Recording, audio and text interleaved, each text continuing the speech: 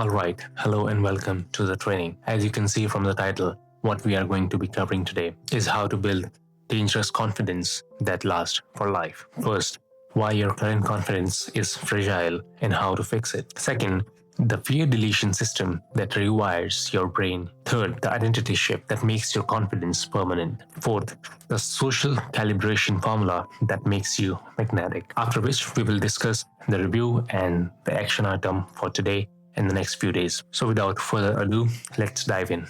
Let's start with a brutal truth. Most people's confidence is built on sand. It's there when things are going well, when people are validating them, when they feel prepared, when the conditions are perfect. But the moment something shifts, the confidence collapse. Here's what's actually happening. You have been building confidence on external condition instead of internal system. You feel confidence when you get likes on your post, when someone compliments you, when you nail a presentation, and when everything goes according to the plan. But what happens when those things disappear suddenly? The likes stop, the compliments dry up, the presentation bombs, the plan falls apart. Your confidence evaporates instantly. This is a fragile confidence. It's borrowed, it's conditional, it's completely dependent on circumstances you can't control, and that's why it never lasts. The problem with circumstantial confidence is when your confidence depends on external validation, you are essentially giving other people the remote control to your emotional state. They can turn you on and off at will. One bad comment can wreck your entire day. One rejection can make you question everything. That's not confidence.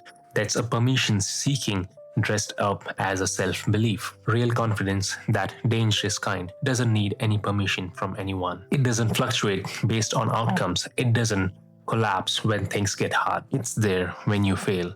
It's there when you are rejected, when you are alone, when things are falling apart. Because it's not built on what happened to you, but it's built on who you are. And there is massive difference between those two things. Here's what fragile confidence look like in practice. You feel great after a successful meeting, but one critical email sends you spiraling. You are confident when you are with people who likes you, but you shrink around people who challenges you. You feel unstoppable when you are winning, but you disappear when you are losing. That's the pattern. Confidence goes up when conditions are favorable, down when they are not. And as long as that pattern continues, you will never have the real power. The shift you need to make: stop building confidence on outcomes. Start building it on systems. Outcomes are temporary. They can come and go. You can't control them fully. But systems, they are yours. They are internal. They are consistent. They work regardless of what's happening around you. This is the foundation of dangerous confidence, which we're gonna talk about today. It's built on things you control completely: your actions, your standards, your commitment to yourself, your ability to show up regardless of how you feel. When your confidence is system-based, external circumstances become irrelevant. Someone rejects you, doesn't matter. You have got a system for handling that rejection. Something fails, cool. You have got a system for learning from failure. People criticize you, fine. You have got a system for filtering feedback. System makes you unshakable because they are always there no matter what's the condition. They don't depend on luck or timing or other people's opinion. They are just the way you operate, the way you think,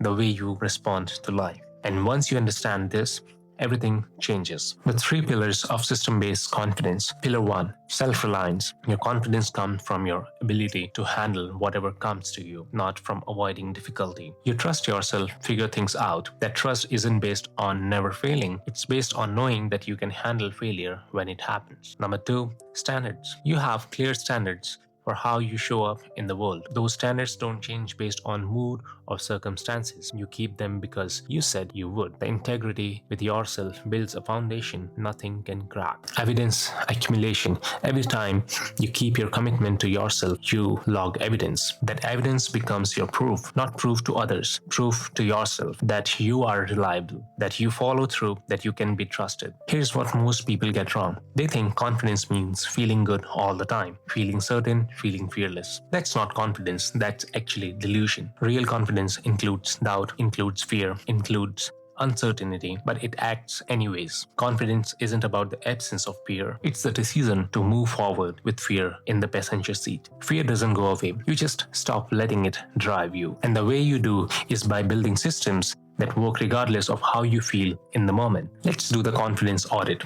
Ask yourself these questions right now. Does my confidence depend on other people's reaction? If everyone ignored me tomorrow, would I still feel solid? If I failed publicly, would I be able to recover? Do I trust myself to handle the worst case scenario? If the answer to any one of these is no, then your confidence is fragile, and the fragile confidence shatter under pressure. Build system that makes you resilient, not the systems that prevent bad things from happening. Systems that make you capable of handling them when they do. That's the shift from trying to control circumstances to building capacity to handle any circumstance. And when you make that shift, your confidence stops being fragile and starts being dangerous, because now nothing can break it. Here's most people don't understand about the fear. It's not actually trying to protect you.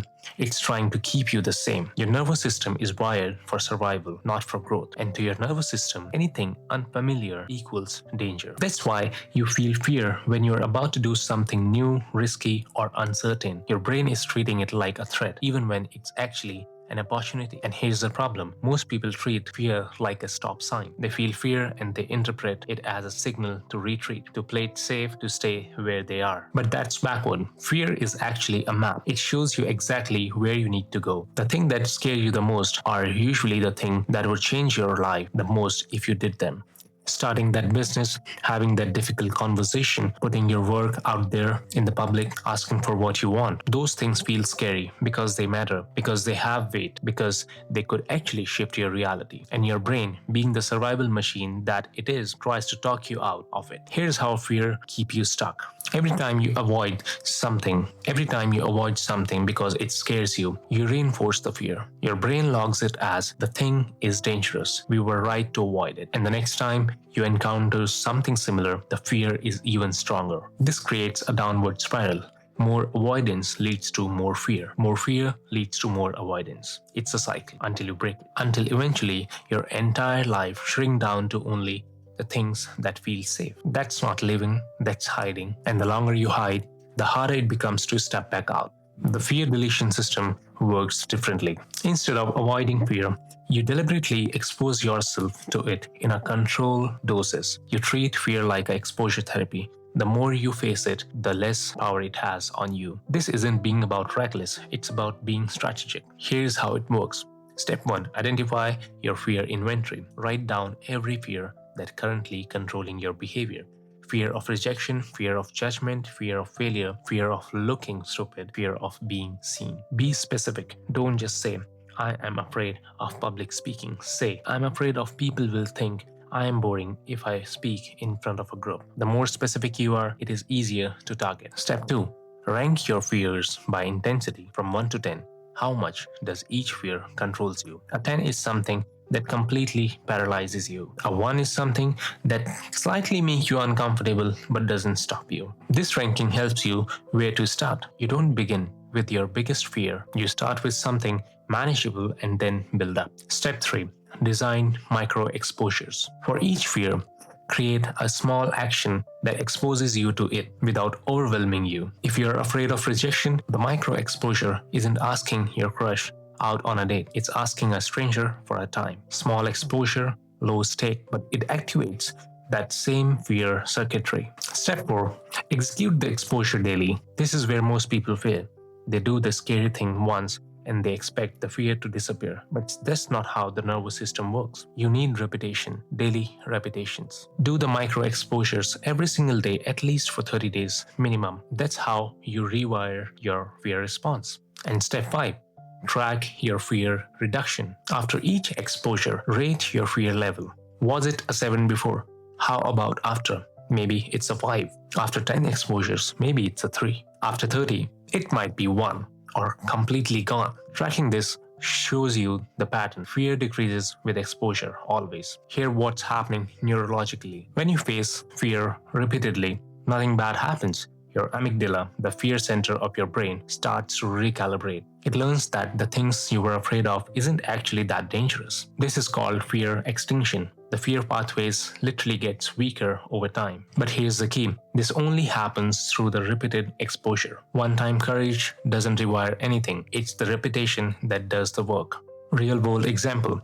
Let's say you are terrified of starting a conversation with a stranger. Micro exposure progression. Week 1. Make eye contact and smile at 5 strangers per day. Week 2. Say good morning to 5 strangers per day. Week 3. Ask 3 strangers for direction even if you don't need them. Week 4. Start 2 full conversation with strangers per day. By the end of 30 days, the fear used to paralyze you is barely unnoticeable. Not because you talked yourself out of it, but because you systematically desensitized yourself to it. And this actually works for any fear. Fear of posting online. Start by posting 1 comment per day, once, then 1 story, then 1 post, and then 1 video. Fear of asking for what you want. Start by asking small things, extra napkins, a window seat, a discount, then scale up. I have been through this one. Fear of being seen. Start by showing up to 1 event, then speaking once at that event, then leading a conversation, then leading the entire event. The pattern is always the same: small exposure, daily repetition, fear reduction. Here's why this system is so dangerous. Once you realize that you can delete any fear through systematic exposure, nothing can hold you back anymore. The fear of failure, gone after enough attempts. The fear of rejection, gone after enough asks. The fear of judgment, gone after enough visibility. You become the person who does the scary things automatically, not because you are fearless, but because you have trained yourself to act regardless of fear.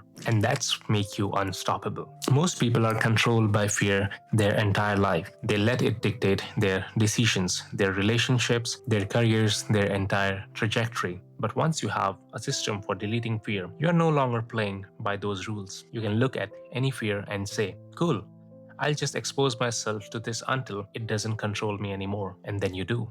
That's dangerous confidence. Because now you are not limited by what feels more comfortable. You're only limited by what you are willing to systematically expose yourself to. And if you're willing to expose yourself to anything, then there is literally nothing that you can't do. Here's the truth about confidence that nobody talks about. It's not about what you do, it's about who you are. You can do all the confident actions in the world, but if your identity hasn't shifted, your confidence won't stick. Because identity is the operating system.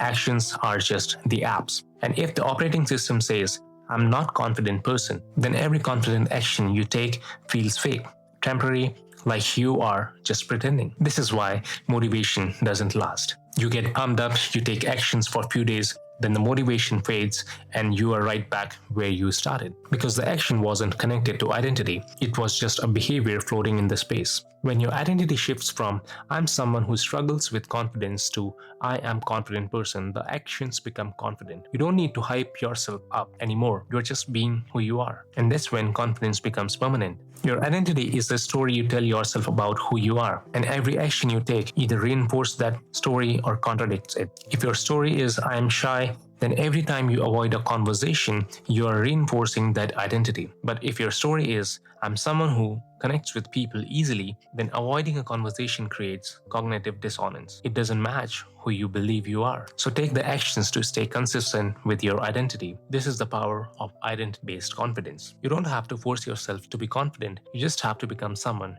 for whom the confidence is the default. And you become that person through evidence. The identity shift process. Step 1. Define your target identity. Who is the confident version of you? Who is the confident version of you? Not the same generic confident person, your confidence version. How do they show up? How do they speak? How do they handle rejection? How do they walk into a room? Write this down. Be specific. Create a clear picture of who that person is. Step 2. Act as if you already are that person. This is where most people get it wrong. They think they need to become confident first, then act confident. No. You act confident first and the identity follows. Every time you take an action that the confident version of you would take, you are casting a vote for that identity. 1 vote doesn't change the election, but 100 votes, 1,000 votes, that's landslide. Step 3. Collect evidence of the new identity. Every time you act in alignment with your target identity, log it, write it down, create a physical record. Today I spoke up in the meeting even though I was nervous. That's what a confident person does. Today I asked for what I wanted without apologizing. That's who I am now. This evidence becomes the proof that rewires your story. Step 4. Eliminate actions that contradicts the identity. If you are building the identity of a confident person, then shrinking behaviors have to go. No more apologizing unnecessarily, no more making yourself small, no more waiting for permissions. Every time you catch yourself acting from the old identity, pause and ask, would the confident version of me do this? If the answer is no, do something different. Step 5. Surround yourself with identity reinforcement. Your environment shapes your identity more than you realize. If everyone around you sees you as a shy, it's harder to become confident. So change the environment. Find people who reflect the identity you are building. Join communities where confidence is a norm. When your environment expects the confidence from you, you rise to meet that expectation. Here's what happens when identity shifts. Confidence stops being something you do and starts being something you are. You don't practice confidence anymore. You just show up as yourself, and yourself is confident. This is permanent because it's not tied to outcomes or circumstances or other people's permission. It's just who you are. The identity action loop. New identity, new action, new evidence, stronger identity, more aligned action, and more evidence. The loop compounds. Every cycle makes identity more solid, more real, more unshakable. Until one day, you realize you're not trying to be confident anymore. You just are. Real world example. Let's say your current identity is, I'm awkward in social situations. Target identity. I'm someone who connects easily with others. In week 1, you attend one social event. You introduce yourself to 3 people. It feels uncomfortable, but you do it anyway. Evidence logged. I initiated conversation even though I felt awkward. That's what someone who connects easily does. Week 4, you attend events weekly. You are now introducing yourself 10 plus people per event. It's getting easier. Evidence logged. I'm becoming known as the person who talks to everyone. That's who I am now. Week 12, you walk into an event. When people come to you, you are leading conversations. You are connecting people to each other. Identity shift complete. You are no longer trying to be social. You are just a social person. This is how permanent confidence is built. Not through motivation, not through willpower, through identity. When your identity shifts, everything else follows automatically. The dangerous part, once you realize that identity is malleable, you realize you can become anyone. You're not stuck with who you have been. You can choose who you are becoming. And you become that person through repeated actions and evidence accumulations. It's terrifying to most people because it means they have no excuses anymore. You can't say, I'm not a confident person, when you know that confidence is an identity you can build deliberately. You can't say, that's just who I am, when you know that who you are is just a story you keep telling yourself. The identity shift makes confidence permanent because it makes you who you are, not just what you do. And once it's who you are, nothing can take it away. Alright, let's talk about the final piece. Because you can have an internal confidence, deleted fear, and a solid identity. But if you can't translate that into social power, you are leaving the most important part on the table. Social calibration is a skill of reading room, adjusting your energy, and influencing outcome without forcing anything. It's what separates confident people from magnetic people. Here's the difference. Confident people feel good about themselves. Magnetic people make others feel good about themselves while maintaining their own power. That's the key. You don't shrink to make others comfortable, but you also don't dominate and make them feel small. You calibrate, you adjust, and you read the energy and match strategically. Social calibration has 3 core components. Number 1, energy matching. When you walk into the room, you are bringing energy. But so is everyone else. If your energy is way higher or way lower than the room's baseline, you create friction. High energy person in a low energy room feels try hard and exhausting. Low energy person in a high energy room feels disconnected and invisible. The move: match the room's energy first, then gradually shift it where you want it to go. If you walk into the room, start calm, then slowly turn up the energy. The room will follow you because you started where they were. Status awareness. Every social interaction has a status dynamics. Someone's leading, someone's following, someone's setting the frame, someone's reacting to it. Magnetic people are aware of these dynamics and navigate them fluidly. They don't always need to be the highest status person in the room, but they are never the lowest either. Establish baseline through the posture, eye contact, and calm speech, and then adjust based on context. In some situations, you lead. In others, you support. But you are always making a conscious choice, not defaulting to submission. Magnetic people make every interaction better by being in it. They don't extract value, they add it. This could be through humor, insight, energy, or just presence. Ask yourself before every interaction, what can I contribute here that would make this better for everyone? Then do that. The social calibration formula. Step 1. Read the room. Before you say anything, observe. What's the energy level? Who's leading? What's the group focused on? What's the unspoken dynamic? This takes just 10 seconds. But most people skip it and just start talking. Start where they are. If they are serious, start serious. If they are playful, start playful. This creates rapport because you are not forcing them to adjust to you. You are meeting them where they are. Once you have matched, contribute something that elevates the interaction. A good question, an interesting insight, a connecting thread between two people's idea. Value isn't being about the loudest and the funniest. It's about making the interaction better than it was before you showed up. Once you have added the value, you have earned the right to shift the energy. You want to make it more playful, inject humor. You want to make it more deeper, ask a meaningful question. The room will follow because you have already proven them that you understand them. Why this makes a huge difference? Why this makes you magnetic? Because you are not performing, you are calibrating. People feel seen, they feel heard, they feel like you get them. And when people feel that way, they are drawn to you automatically. The mistakes most people make: they try to dominate every conversation. They think that confidence means always being the center of attraction, but that's exhausting and it makes people avoid you. Real magnetism is when to lead and when to support. They come in with one energy and force everyone else to adjust to them. This works sometimes, but it creates friction more often than not. They extract instead of add. They only in the interaction for what they can get: attention, validation, deals, or whatever. People feel that and it repels them. The calibration practice. For the next 30 days, practice this in every social interaction. Spend the first 30 seconds observing before you speak. Match the room's energy before you shift it. Ask yourself, what can I add here? Before every contribution. After each interaction, review.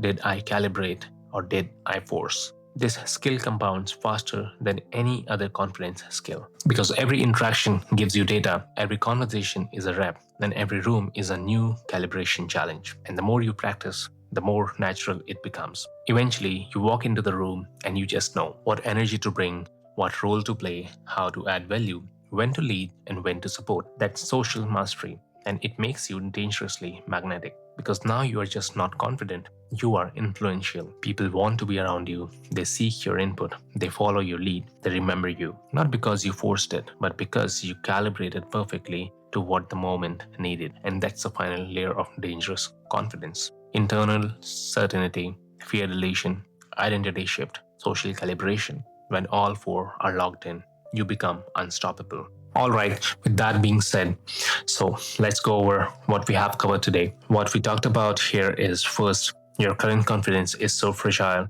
and how to fix it. Most confidence is built on external validation and circumstances. Real confidence is system based, not outcome based. Build confidence on self reliance, standards, and evidence. Second, the fear deletion system that rewires your brain. Fear is a map showing you systematic exposure delete fear through repetition. Micro exposure plus daily practice equals fear extinction. Third, the identity shift that makes confidence permanent. Confidence isn't what you do, it's who you are. Act as a person you want to become. Collect evidence, reinforce identity. Identity based confidence is permanent because it's not tied to outcomes. Fourth, this social calibration formula that makes you magnetic. Read the room, match energy, add value, lead the shift. Calibration creates magnetism without force. Social mastery compounds through practice. The core message here: dangerous confidence isn't about feeling fearless. It's about building systems that work regardless of fear. It's about deleting fear through exposure, shifting your identity through evidence, and calibrating socially to become magnetic. When all four layers are in place, you become someone nothing can shake. Alright, here are your action items for today or the next few days. Audit your confidence foundation. Write down 3 areas where your confidence depends on external validation or circumstances. Be brutally honest. For each area, create one system based replacement, something you can control completely that builds confidence regardless of outcomes. Instead of "I feel confident when people like my post," try "I feel confident because I post valuable content consistently regardless of engagement." Action 2. Start your fear deletion protocol. Pick one fear from your fear inventory.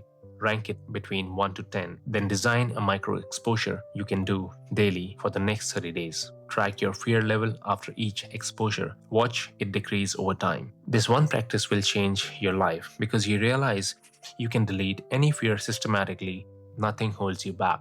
Action 3. Cast daily votes for your new identity. Every day for the next 30 days, take one action that the confidence version of you would take. Log immediately. Today I action whatever you want to do. That's who I am now. After 30 days, review your evidence. You will be shocked at how much your identity. Action 4. Practice social calibration in every interaction. For the next week, use the 4-step formula in every social situation. Read, match, add value, lead. I repeat, read, match, add value, lead. After each interaction, rate yourself. Did I calibrate or did I force? The more you practice, the more natural it becomes. Your mission is stop building fragile confidence, start building dangerous confidence. Delete your fears systematically, shift your identity through evidence, calibrate socially to become magnetic. That's how you become someone nothing can shake. So, with that being said, I hope you found this training valuable. If you did, make sure to give it a like and drop a comment with your biggest takeaway, and subscribe to the channel for more such trainings in the future. You now have a complete system. You understand why your confidence has been fragile. You know how to delete fears. You know how to shift your identity. You know how to calibrate socially. The only question here is, will you build it? Will you become dangerously confident? Or will you stay where you are? The choice is yours. With that being said, thanks for being here, and I'll see you in the next one.